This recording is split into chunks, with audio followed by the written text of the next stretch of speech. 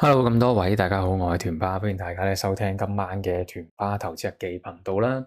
今日咧就係2025年嘅3月25號啊，咁啊而家咧就係晚上嘅9點41分，期指報緊23,570點啊，反彈咗差唔多200點噶啦。恒指夜期反彈真定假？美股指數反彈第一個目標係幾多？就係我哋今日 topic 啦。開始之前啦，例牌先睇個免責聲明先，停一停睇一睇。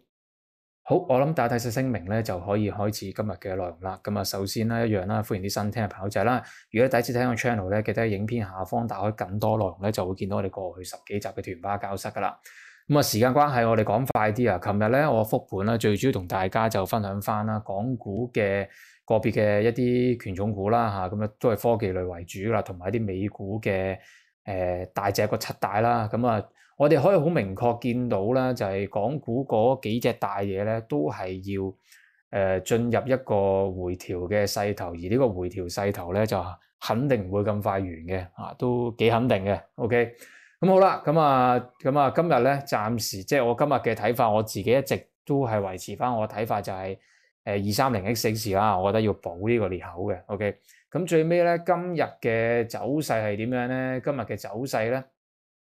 我哋見到咧最低係23321啦，收盤都挨住個低位23344嘅，咁啊，但係咁啊今日跌500幾，夜期又彈翻200點喎，咁究竟係即係得定唔得咧？係掂定唔掂咧？係咪又跌完咧？咁啊陣間再同大家去好快脆去講講啦。咁好快脆亦都介紹下自己先。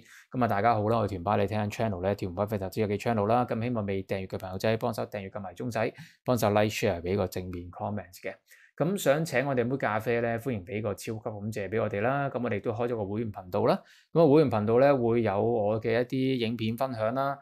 咁啊同埋咧我會不定時地咧每一日啦都會分享更加仔細我自己對於後市嘅睇法啦。即係啲功課啦。咁同埋仲有就係資金面，即係我哋自己一直做開數據嘅2大資金面移動啦，包括牛熊資金面移動同埋一啲另類嘅追蹤市場一啲數據嘅一啲資金面嘅一啲分享啦。咁啊亦都會喺入邊咧會同大家去講去分享嘅。咁加入方法好簡單啦。如果你用緊 Google 嘅電話，即係 Android 嘅電話咧，咁你只係需要喺 YouTube 個掣嗰度咧有個加入掣，撳完就得噶啦。如果你唔係用緊呢個Android 嘅電話咧，用 Apple 嘅話咧，你需要打開網頁版先可以撳到嘅。OK，好啦，咁啊亦都好快脆望一望我哋個牛熊表啦。今日咧牛仔就22億，唔係52億，係啦。咁啊熊仔咧就得23億嘅啫，就好明顯係出現咗一個好懸殊嘅一個比例啊嚇。咁但係呢個比例咧，其實話俾我哋聽咩咧？就係喺未來嘅短時間裏邊1-2日裏邊啦，我相信指數會有出現更加低嘅位置嚇。咁當然喂唔係喎，團爸而家彈緊喎，會唔會錯啊個息路啊？咁我覺得我哋可以拭目以待，睇下究竟會唔會又出現問題啦嚇。最近呢幾次咧又係好準嘅，又準翻噶啦。咁睇下會唔會又出現一啲我哋唔想見到嘅情況咯喎。OK。好啦，咁當然就今日唔係重點講呢樣嘢啦。究竟唔好意思啊，俾我幫阿師姐賣埋廣告，因為成日話我唔記得幫人賣佢哋廣告啦。咁今日師姐都好成功嘅，你見夜晚都食到2轉嘅，都係話冇乜特別站啦。佢夜晚就係咁講嘅。圖形上咧就係有個5K RSI 就係呢個跌穿超賣啦，都夠2個鐘揾位 call 咁好明顯自己做個 call，一注食7蚊，一注食5蚊就好犀利咁如果你喺入邊睇到個朋友仔，基本上都睇到佢哋一個喺8點半鐘到嘅一個分享策略嚟㗎啦，已經係OK。好啦，咁再多嘅介紹唔多講啦，自己咧可以去翻 C 一啲 channel 度咧睇到佢哋嘅一啲介分享嘅。OK，好啦，我哋講翻個市先。咁個市況而家係點樣咧？喂，夜期彈成200幾點喎，係咪跌完咧？嗱，首先咧喺息路嘅層面，今日亦都有出現資金移動嘅。我自己個人嘅判斷上咧，我就唔覺得咁快跌完嘅，亦都正好似我所講啦。即係我呢幾日一直都講話，好多人會覺得咧跌咧係會餅辦好快脆跌咗落嚟。但係你如果大家有印象，記得我一直講咩啊？個市其實會喺22,000幾至到24,000幾呢個 range 繼續會有機會喺呢個 range 徘徊嘅。即係我可以好肯定話俾大家聽，唔會係以前我哋預開呢啲一棍跌你2000點嚇，或者呢度3-4日直插息啊，一個星期直插息可以197就落翻去18000咁，都唔使幾多個禮拜，1、2、3、4、5、6、7、8、9、10，十零個交易日就跌翻2000點咁，我就唔覺得係出現翻呢類型嘅走勢嘅啊，呢個我自己個人嘅睇法上，我就覺得應該唔係咁樣嘅嚇。咁所以你見到咧，雖然而家係即係高位計又跌咗都有成1500點啦，係嘛？咁但係你見佢都不定期地會出現一啲比較有力嘅反彈，呢個亦都係證明話俾大家聽，其實市場唔係即係好似你見我今日晏晝都有講啦，即係有人覺得而家唔係有朋友仔覺得而家唔係牛市啦。咁我嘅理論都好簡單，因為低位反彈成萬點噶啦，其實如果唔係牛市，咁其實係咩事咧？咁樣即係你諗下，我哋由33000跌高位啦嚇，2018年嘅高位33000跌到去2021年係咪2021定22年嘅低位14600係嘛？咁你諗下跌咗成17000點咯喎，係嘛？18000幾點啊？咁18000幾點而家彈翻10000點，其實由高位計跌18000幾，再彈翻10000點，其實都反彈超過一半㗎啦，已經嚇。咁你話俾我聽，仲未係即係進入翻牛市咁，我都唔知而家即係呢一種時勢叫咩市㗎啦嚇。OK，咁所以呢一個係我自己保持我自己睇法，就係我係唔會 put 嘅嚇，我唔會 put。你唔好話覺得喂，而家嘅成200幾點係咪因為團巴你 put 咗啊？我係唔會 put 嘅。我一直就係等佢落嘅機會去做好，因為我知道而家呢個位置做 put， 其實你係逆咗成個大勢嘅嚇，咁咪我自己個人嘅睇法上係我自己覺得相當之危險嚇，唔可以逆成個大勢去做嘅，所以我係唔會 put 嘅嚇，因為個大勢係一定係仲係向緊上嘅。OK， 好啦，咁我哋大家都要睇翻短線嘅走勢啦。短線走勢咧，你見到啦嚇，由呢一個24874穿過。呢個3月24號嘅收市嘅高位啦，嚇23967點啦。咁穿過之後，大家會見到啲咩咧？你會見到個阻力咧，聽日上晝一開咧就23650點呢啲位置。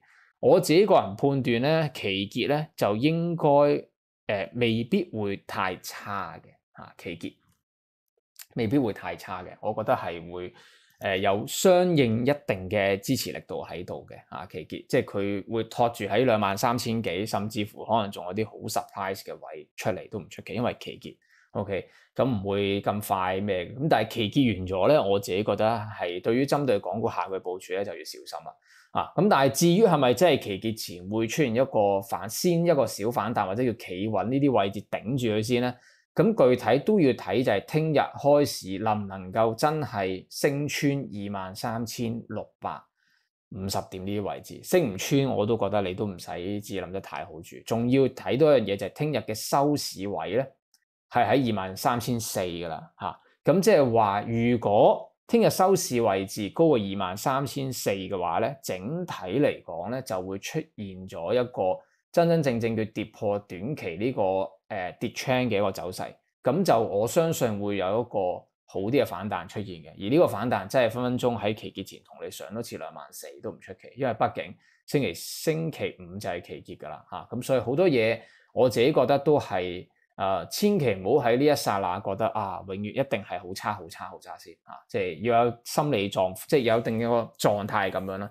咁但係短線我自己仍然都係個睇法上不變嘅，就係向下揾機會，即係喺下方揾一個見好倉嘅機會。而我自己覺得呢個好倉係應該會喺第二、第三季出現嘅嚇。咁詳細具體我就唔講太多啦即係其實我睇法上係不變嘅。我而家都係視呢一個係短期反彈嘅啫。其實就算破完我都覺得係短期反彈嘅，因為好明顯喺邊度有分別咧？好明顯你見到科指係好弱嘅科指今日嘅低位咧已經低過上個星期嘅低位嘅8月係咯，即係3月13號呢個低位嘅。但係你見恒指咧今日嘅低位仲未低過上個星期嘅低位咁你見到我哋今輪係靠啲咩拉上嚟？其實就係靠科指拉上嚟。咁靠科指拉上嚟，你見到佢都好明顯係點啊？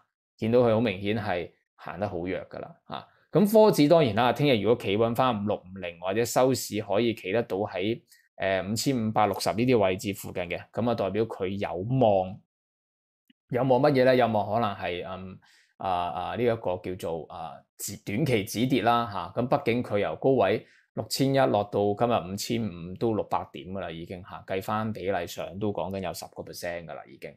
咁所以你話出現一個小反彈好正常嘅。你再睇埋啲科指嘅股份，全部你睇下理想又俾人洗翻100蚊啦，係嘛？跟住之後美團又係去翻158啦，琴日企得穩，今日又冇一件事啦。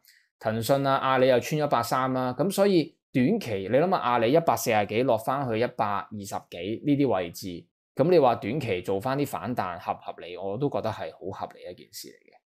咁所以我自己所以整體我睇法上我係不變嘅。我相信港股就算而家彈緊200幾，我覺得都係一個反彈嚟嘅啫，就唔會係一個又轉勢啦，又上去破頂啦，又去試新高，我就唔覺得係嘅。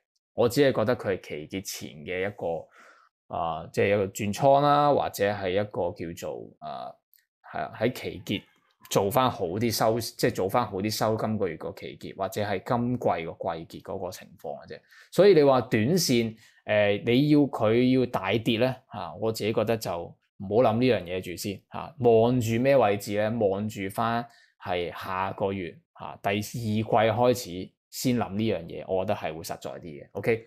好啦，講翻美股啦，咁美股三大指數全線落緊，咁我已經慢咗啦，因為其實大家見到咧，我條 chain 咧，其實我冇畫噶嘛，係咪？我早就畫咗，我唔係喺你面前畫，我係早就畫咗呢個小時 chain 噶啦。你見道指咧，啱啱好夾到去咧2月20穿過3月3號呢一個位置咧，遇到阻力嘅咁所以短線呢個就係道指短線呢個就係阻力啦，42,700今晚收市嘅位置咧。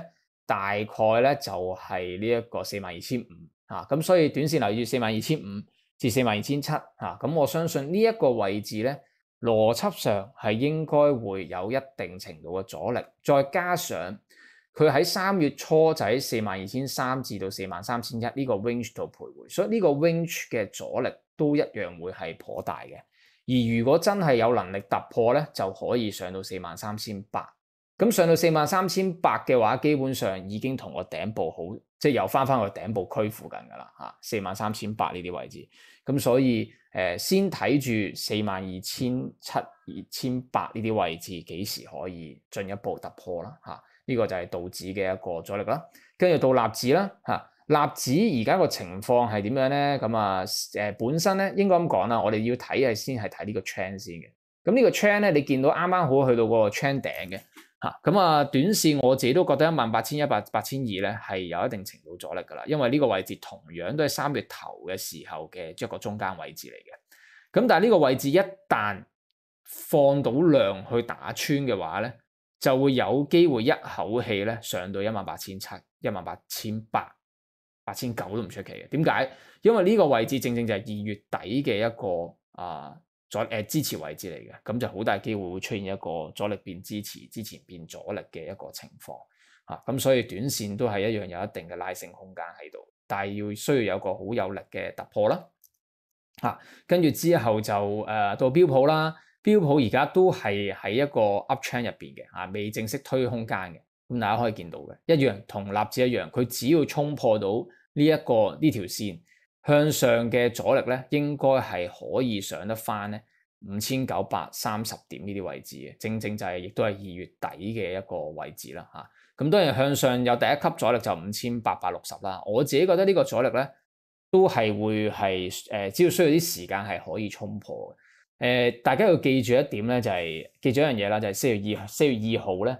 唔知Trump 會唔會玩嘢嘅咁所以短線呢個位置係我自己覺得非常之緊要嘅我自己覺得非常之緊要。希望喺4月2號之前，因為4月2號咧冇記錯係3月3號星期一啦，4月1號咧星期二啦，4月2號星期三啦，4月3號星期四啦4月4號星期五啦，冇數錯啊嘛係嘛？好啦，如果大家記得我復盤講過就係話，下個星期五唔係今個禮拜五，下個禮拜五之前。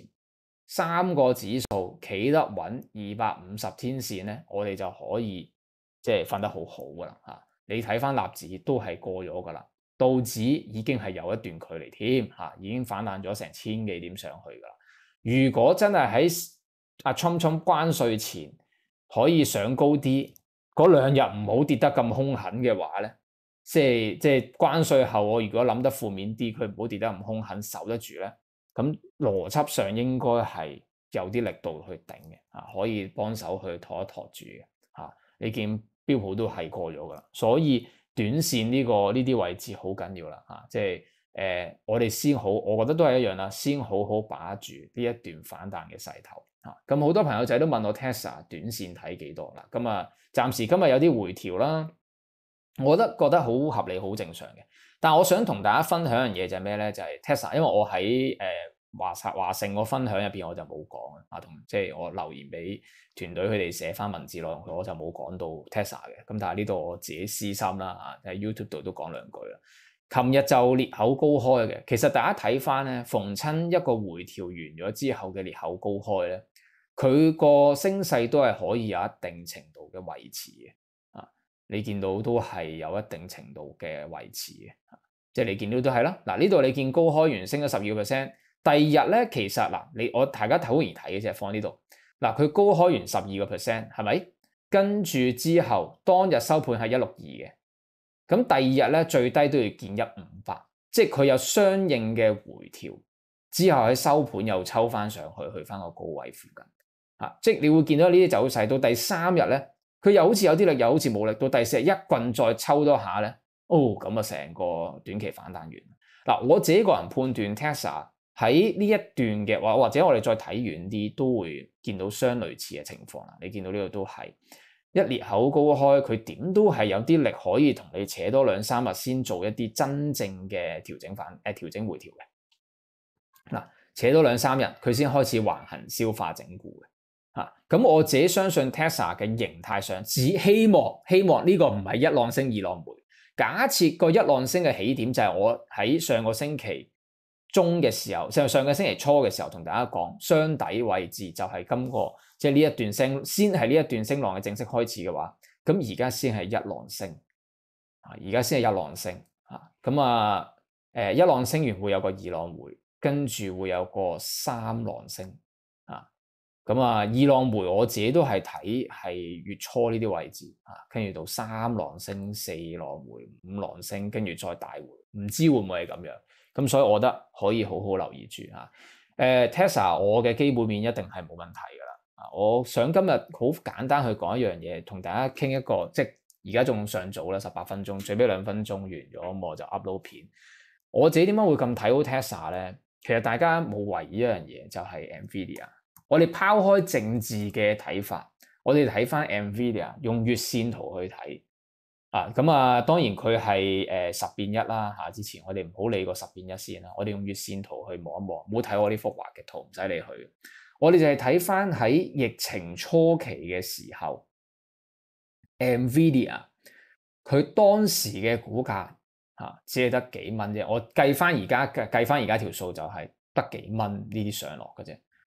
疫情初期，就算去到疫情嘅牛市最狂嗰個階段都係30幾，最低都要回翻得去10個8，即係當時嚟計應該108蚊啦，跟住可以由10蚊抽上去85蚊，咁大家諗下呢一個幅度係有幾誇張？咁我哋又可以睇翻佢嘅一啲財務數據啦。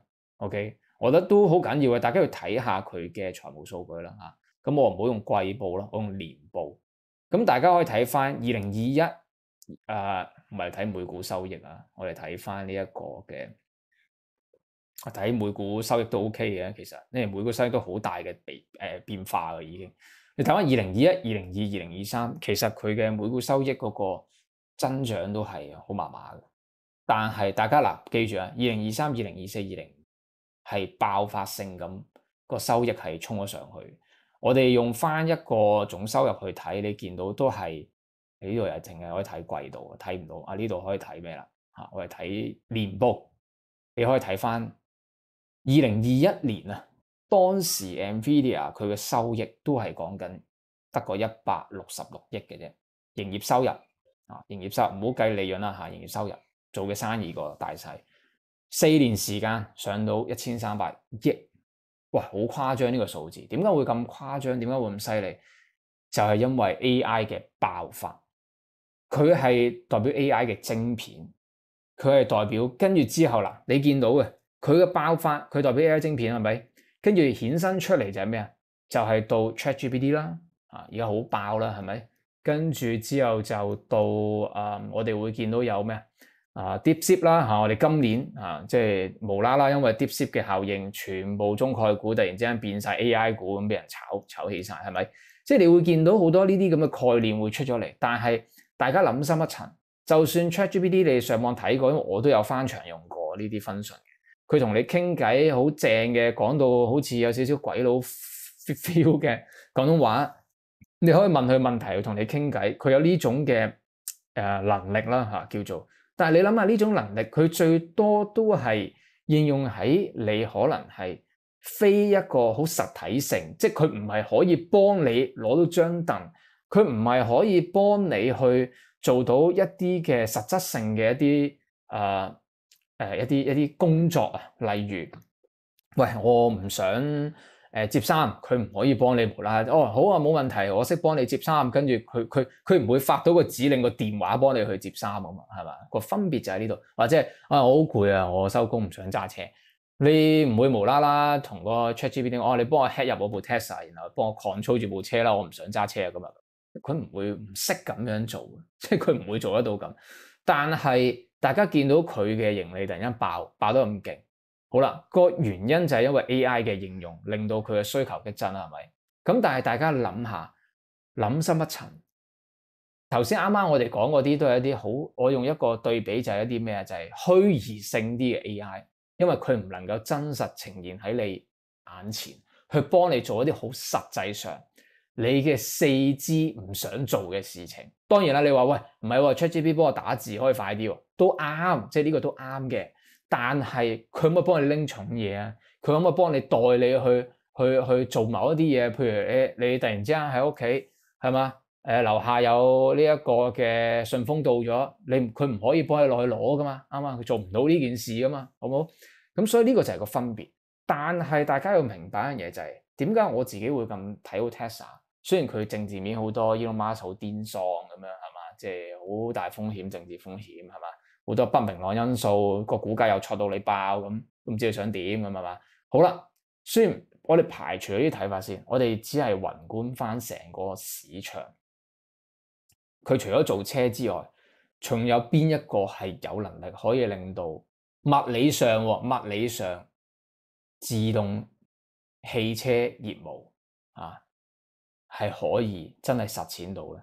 你唔使我多講，你自己上 YouTube 打 FSD 係嘛？之後自己喺YouTube 打中國 FSD， 大把呢啲片啊，大把喺條泥度都識行啦，喺條山度淨係得一條單路隔離懸崖，佢都自己識行，佢都唔會碌落山啊！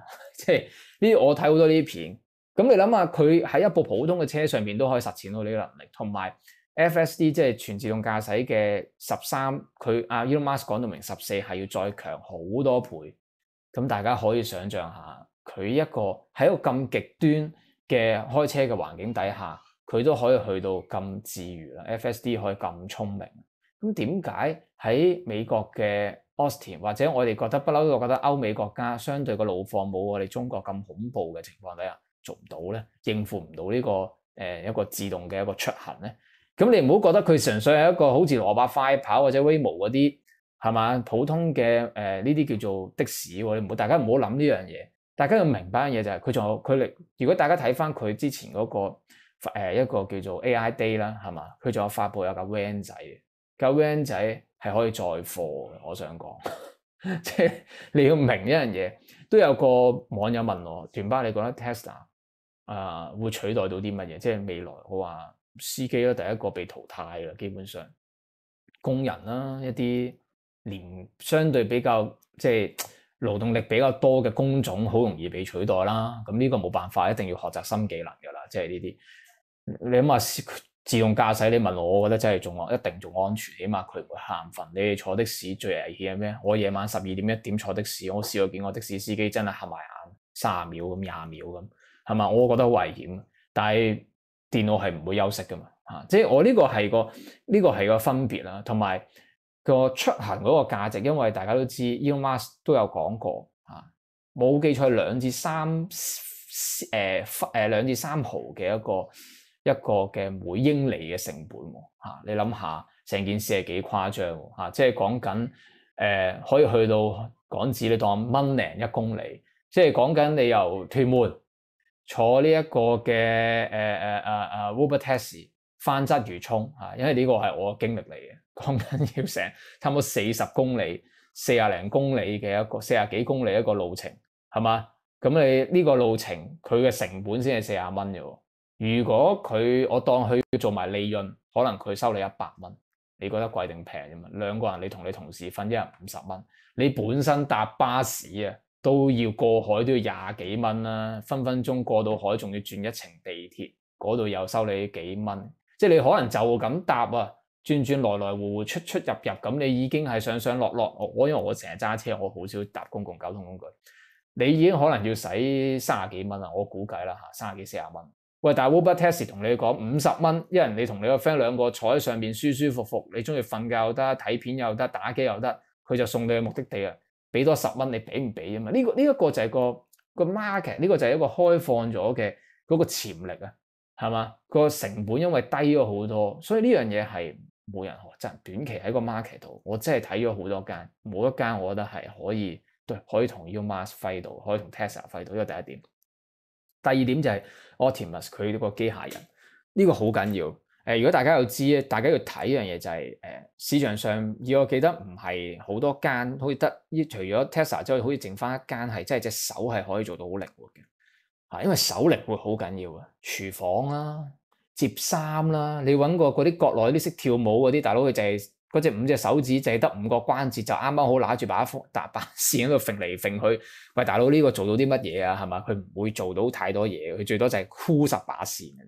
但係啲好靈活嘅，例如沖咖啡、拉埋花，你要睇翻 Tesla AI Day 嗰隻手，因為佢係完全模仿到人類嘅手嘅活動能力嚇。咁你諗下，佢再加埋，如果再加埋呢個X 嘅 Clock 嘅 AI。你諗下就好似啱啱我所講，喂，即係我 Clock 嘅話，譬如我當我 Optimus 嘅人，喂叫 Travis 係咪？呢個 Iron Man 嗰個啦係咪？喂 Travis 幫我實幫佢改名叫 Travis，因為人人都男人就夢想過自己有個 Travis 㗎嘛係咪？有個咁樣，你幫我攞個快遞啦咁，跟住佢yes sir，咁佢就落去幫佢攞個快遞，攞完自己企埋一邊充電，咁啊佢又唔使煩，又唔使咩，你中意做乜，佢又唔會理你。啱啱啊！喂，呢個就係即係未來嘅社會，有邊個有機會真係可以做得到同一時間做呢兩件事啊？我自己覺得宏觀全球所有公司真係少。咁喺呢一個咁樣嘅情況底下，嗰個空間有幾大？我覺得就係喂，今日吹遠咗，大家自己諗啦。即係呢10分鐘就係我想即係俾多啲人了解我自己咁堅持去投資 Tesla 嘅一個原因，係我自己覺得人生其實致富嘅機會唔係好多，我自己就會喺我好了解呢間公司之後，我就願意係投下呢一票。咁當然如果你係空軍嘅，咁當然你有唔同嘅睇法啦。但係我自己我始終都係做緊啲 IT 行業，我自己又對呢啲好有興趣。咁再加上我自己我成日都講我有2部 Tesla，我亦都揸過其他唔同型號品牌嘅電動車。有一隻電動車大家都知好貴嘅，即係最出名、最貴嘅其中一隻啦，雷軍雷總成日話要抄佢嗰部啦，嗰隻牌子嗰部牌子嘅電動車我都揸過啦，佢都一樣有巡航啦，有跟住條線啦去行啦，咁大家可以試下跟住條線，你發覺都係會偏咗一邊。咁呢啲情況咧，我比較少喺 Tesla 會遇到呢啲情況。你諗下，我哋香港嘅 version 已經係俾人閹晒嘅，咁我純粹用 coding 去寫出嚟，我都唔覺得好即係我都覺得係安心安全嘅。咁呢個就係我體驗咗咁耐 Tesla 產品嘅一個睇法咯。即係我今日係投資緊一個世界上我形容係最癲喪嘅人，一個識做火箭。呢個係我最近睇嘅一個分享啦，一個外國嘅一個 investor， 一個投資人好有錢嘅。佢講一句 topic 好緊要，佢話係咩咧？就係話喂，你而家投資緊呢間公司，佢唔係研發 AirPod，佢唔係研發一個 IG 可以發個 views 佢唔係研究緊 TikTok 可以揾阿小楊哥去捧阿小楊哥出嚟，然後又推翻佢落去買呢個美城月餅喎，明唔明白？你而家投資緊，即係我而家投資緊呢個人，佢係一個做火箭，佢係一個曾經創立過 PayPal 做火箭、做腦晶片、做人工智能 AI、做機械人、做電動車。佢火箭仲可以可回收嘅火箭，大家自己睇 SpaceX 可回收嘅火箭大把片，你會發覺佢真係黐線嘅，係嘛？你諗下，我係投資緊一個咁樣嘅人喎，我都唔係投資緊當年 Steve Jobs 係嘛？佢創造咗一部 Apple 嘅電話喺個袋度攞出嚟，覺得哇呢個電話好勁啊，all in one咁啊，好似係嘛？我唔係投資緊呢樣嘢，我係投資緊一個佢真係會顛覆緊呢個世界，佢真係有機會帶到我哋去火星生活嘅一個人。你諗下，如果有一日或者你試想咗4年之後，佢真係有火箭上到火星。然後佢嘅機械人真係喺火星度做任務，同一時間佢嘅 Cybertruck 亦都喺火星度執行緊啲任務。請問呢間公司佢嘅市值係可以去到幾多錢？係嘛？自己諗啦，好冇？今日分享到呢度比較長啊，沉啲，唔好介意啦嚇。多謝大家支持，拜拜。